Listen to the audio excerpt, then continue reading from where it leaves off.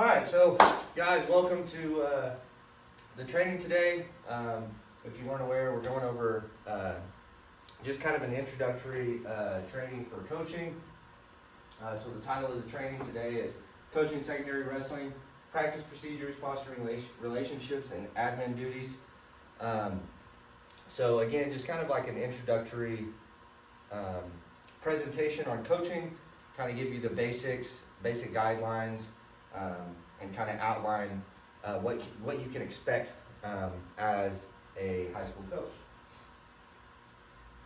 So, the objectives of this training obviously are to gain a better understanding of your position as a head coach, but we'll kind of break it down into subcategories, if you will.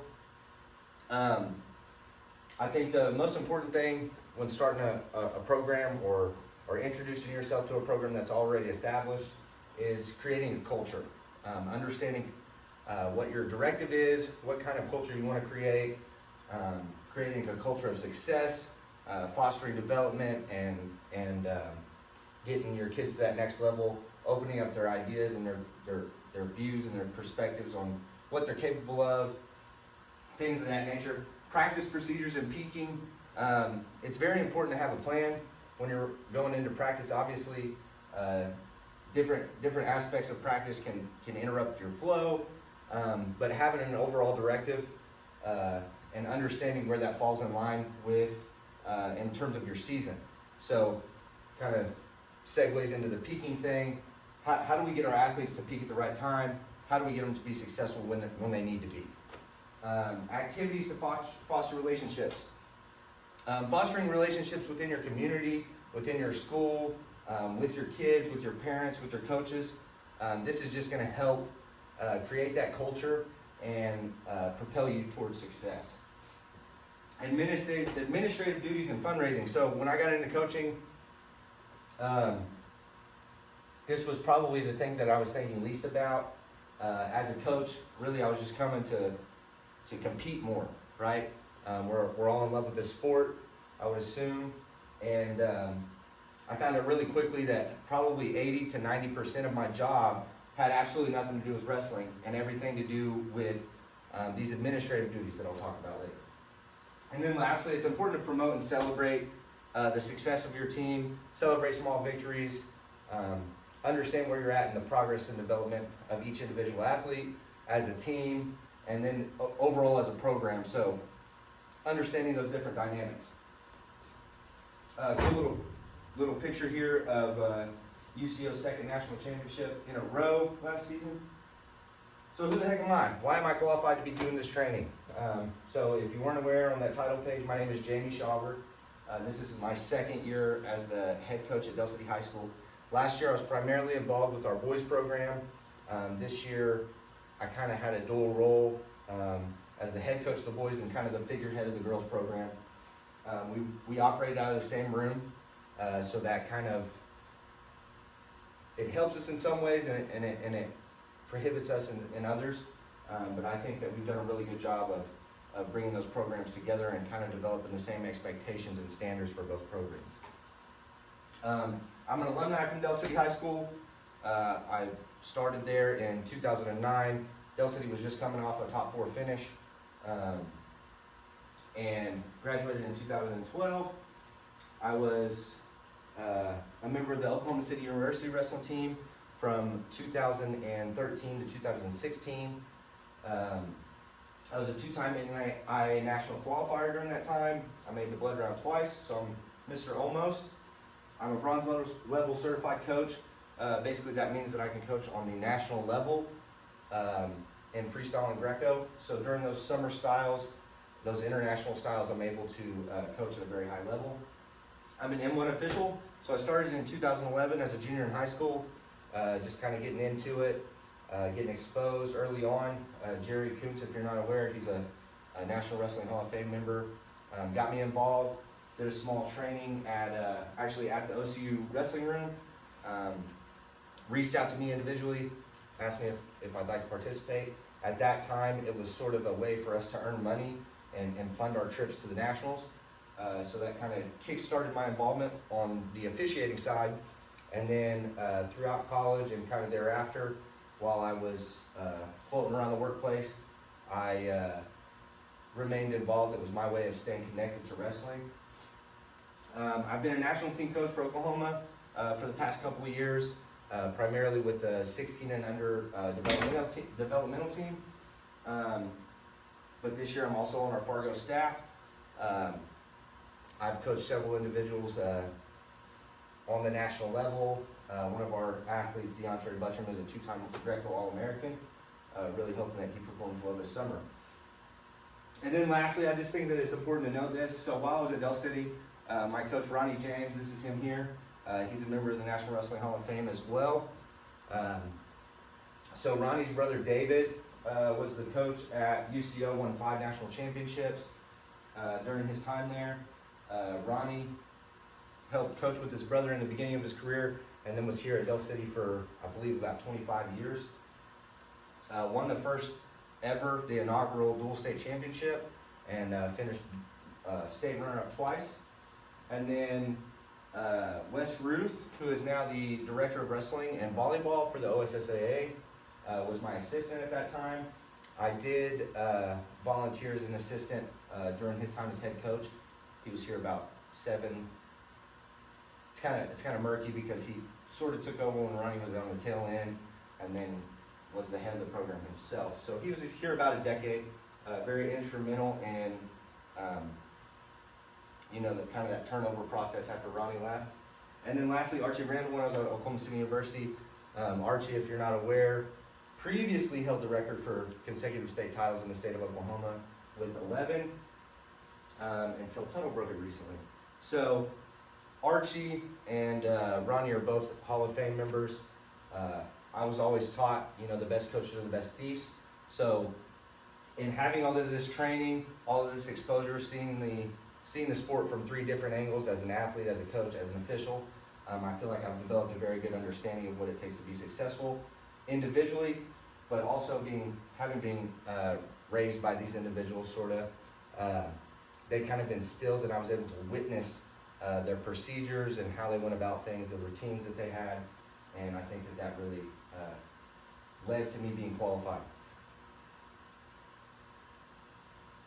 So creating a culture. So when I came to Del City, I've only been here for 2 years, but we were able to make quite a turnaround in those years.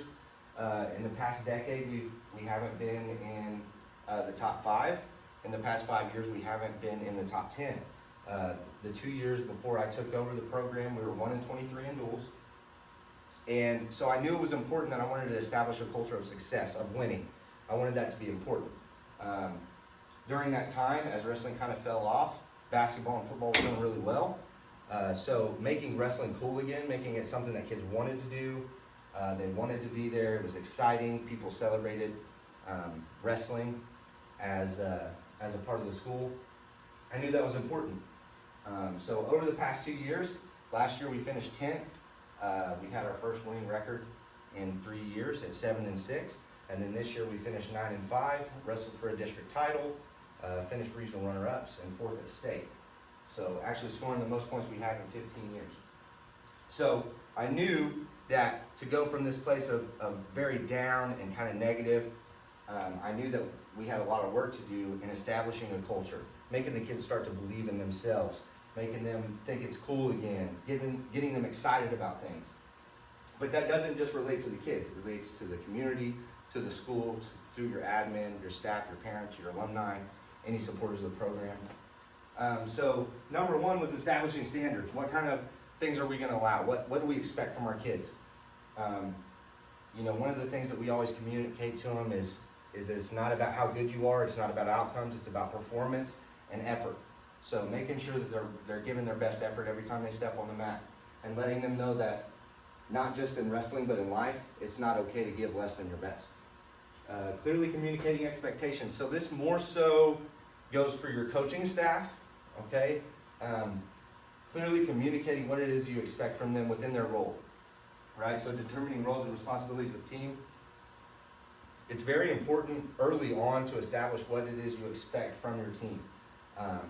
It's very important to delegate because, kind of like I highlighted earlier, and when we get to it later, the administrative duties that you have are endless. Okay, there's always something coming up, and there's always something to be done.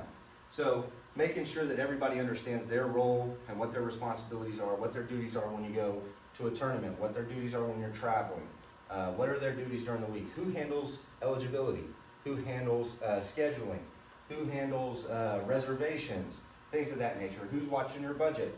All of those things are important and can really kill a program if you don't have those roles established, and if you haven't clearly communicated to them. People aren't going to read your mind. People aren't going to do anything just because it needs to be done, right? So making sure you're clearly communicating that. Developing procedures for everything. So I mean everything. You need to know how to deal with stuff before it comes up. Even if it doesn't come up, you need to have a plan. Whether that be bathroom interruptions in the room, whether that be classroom interruptions, whether that be a schedule change within the school day. All of those things need to be accounted for, and you really need to think of them in advance. If you have a procedure and you communicate that procedure, then the kids don't act out, they don't do the wrong thing, they do what is expected of them and of what they expect of themselves. Alumni support. So we're a pretty prestigious program. We have a lot of people that went and wrestled on the next level, a lot of successful individuals within our community. But it's something that we kind of lost. You know, people don't like supporting teams and programs that aren't successful. If you're not winning, they're not donating money. If they're not donating money, we don't get the exposure for our athletes and therefore the development out of them. And then lastly, community involvement. Wrestling it's not a super popular sport. We all know that, right? But education and philanthropic activities can really boost the excitement and involvement from your community. So here I've kind of included a few pictures as far as establishing the culture. This is something that I stole from Coach Randall at OCU. It was very important for me to put this in place here at Del City. We attend an event for every possible group within the school. So any team, any club, choir, band, any organization like that, we try to find an event that doesn't conflict with one of ours and make sure that we attend. You'll see the kids make posters when it's a sporting event, when it's kind of appropriate. But by putting yourselves out there and being the change and initiating that kind of support for others, they're a lot more likely to return that support. Here is a fundraising activity that we did, but that actually garnered a lot of interest from the community. We volunteered at the air show on Tinker Air Force Base. Made a little bit of chunk of change for the Booster Club, but also we were able to interact with a lot of the military service members within our group or within our community. We were able to interact with a lot of the community just because it was such a large event, and it allowed us to kind of educate the community on what we were doing, our schedule, what kind of competition we had coming up, our success this past season, things of that nature. And then lastly here we were volunteering in the community garden. So just a service project, kind of instilling good values in the kids. First off, so like serving your community, doing nice things for others, just instilling those kinds of values and characteristics in the kids. But also we were able to post this on social media and show people that, you know, the kids are doing good things and that they're contributing to society. And typically, you know, when you create a narrative like this about your program and you show people that you're doing good things, they want to get back to that. They want to foster and continue that kind of support for the community. Practice procedures and peaking. So I've kind of provided two visual aids here: the flow of learning and assessment in physics, and then a sample practice schedule. So you'll see this one kind of has the phases broken out in terms of where we're at within the season. So this allows you to kind of focus on the peaking aspect of training.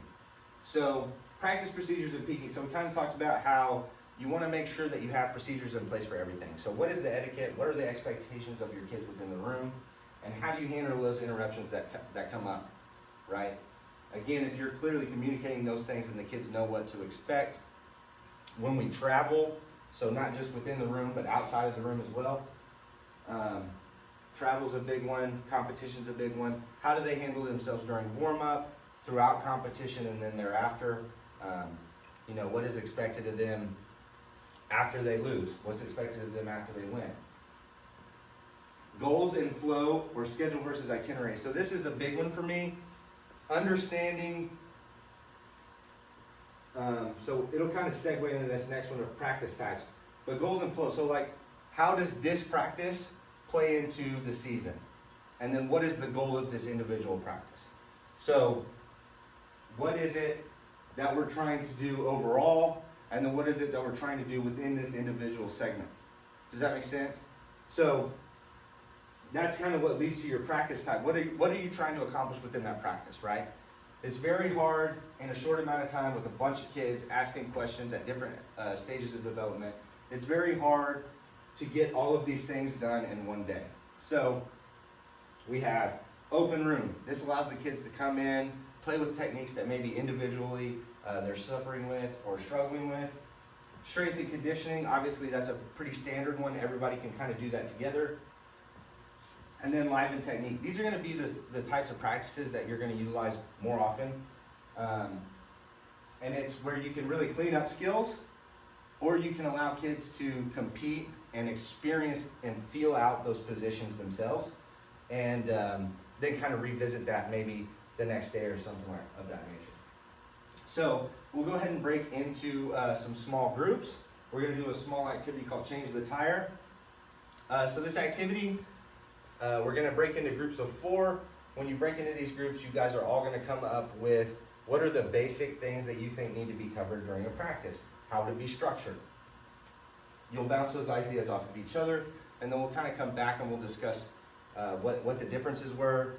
Maybe this person has an entirely different approach than this person, or maybe this group has an entirely different approach than that group. Pause for activity.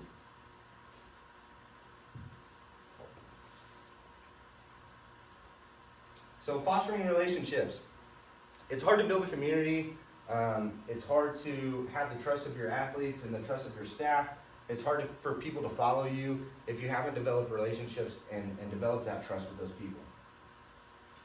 We have several different forms of this. I would say coaches meetups, booster meetings, and then your team bonding are going to be the primary way that you're going to foster these relationships. At the beginning of every season, and then probably bi-weekly, we meet for a coach's breakfast, okay, to discuss things that are coming up, to discuss problems that we had in the previous weeks, and to discuss what we're excited about moving forward. And then we just get to share a meal. So that just kind of gets us off on the right foot, gets us all on the same page, allows us to understand what it is that we want to get out of the kids during that 2 weeks. What are our goals? What are the things that we need to accomplish as coaches? How can we help our athletes to be successful? How can we set them up and prepare them properly? Booster meetings are important because it's money. That's how you fund your team, your program. Let's be real, there's not a lot of money in this one. So it's very important that you have their support so that you can communicate things to them, number one, because the kids aren't going to do it. Okay, so don't expect them to. You can discuss funds, right? They're going to vote on those things and approve funding or not. So you need to clearly communicate why it is that you need that funding, what it is you're trying to accomplish throughout the season. But then this also just helps you to develop relationships with them. You know, everybody feels better when they understand what's going on, when they're communicated with, when they feel seen and heard. So that's a very important one. If you have support at home, your kids are going to be at practice. They're going to be at competitions. They're going to, reinforce those things that you're teaching their kids. And then lastly, team bonding activities. Well, and alumni newsletters is pretty important as well. Team bonding activities. This could be your banquet. This could be going on a camping trip. This could be when we went and did that volunteering in the garden. This could be any number of things, okay? It doesn't have to necessarily be a celebration. It doesn't have to be a punishment. You guys could just go hang out, right? Maybe meet up for a meal. These kinds of things get the kids out of the room, out of that setting, out of the umbrella of competition and expectations, and just allows them to be kids for a little bit. People are a lot happier when there's a low stress environment. So, lastly, I just want to touch on alumni newsletters. This has really helped us as far as funding, making sure that the alumni understand what's going on, allowing them to be a part of that. You know, we all enjoy being a part of a team. So when you reach out to those older individuals that maybe came through your program, they already have that tie and that sense of pride. But making them feel involved in the current situation can really foster some funding, but it can also foster just support, right? Typically those older members of our community can reach out to others and maybe foster more support. And then lastly, administrative duties. So I kind of put this in sequential order. I think that this is kind of the way that you should handle things. Personally, you got to have a good staff. It was important to me, we were all kind of from this community. It was important for me to have people that I trusted, people that could communicate to the kids within this community. You have to understand your community in order to do that though. The schedule, that kind of speaks for itself, but it is a headache, okay? Getting your kids exposure to bigger events is tough when you don't have the money. So that kind of falls right into your budget. You have to understand your budget. Basing your budget off of last year isn't always necessarily a good thing because things change. You might host a tournament this year that you're not approved for next year. So understanding the budget and the flow of money. Fundraising, big one, huge. I'm under the belief that you should have at least one fundraiser per month out of your school year, excluding competition month. So that's how you're gonna make your kids successful. That's how you're gonna get them to big events. That's how you're gonna get them the exposure and the experience that they need. Discipline, recruiting and clubs. So discipline, you know, that's just unfortunately something that we have to deal with, whether it's eligibility, behavioral issues, or it could even be performance-based, right? And then recruiting, so you have a responsibility to your athletes to get them to the next level. That's what we're all here for, to get them to that education, get as much of that paid for, and take that stress away from their parents. You know, that's our job, is to help them be successful, contributing members of society. And I kind of added club down here. Club isn't a requirement, but I think that it aids in doing all of these other things that we've kind of talked about. Here I've provided you with the visual aid of a breakdown. This is just an example. This isn't mine or anything. But you can see how the cost adds up really quick. And you can kind of see how they have everything broke down. We have an Excel spreadsheet that we utilize. And it really allows us to compare that with previous years and understand where we're at in terms of, you know, where were we at this point last year? What kind of budget do we need to, what kind of cushion do we need to maintain, and what can we spend, what can we do with the extra funds that we fundraise? All right, so if anybody's got any questions, that's all I got for you. I appreciate you coming.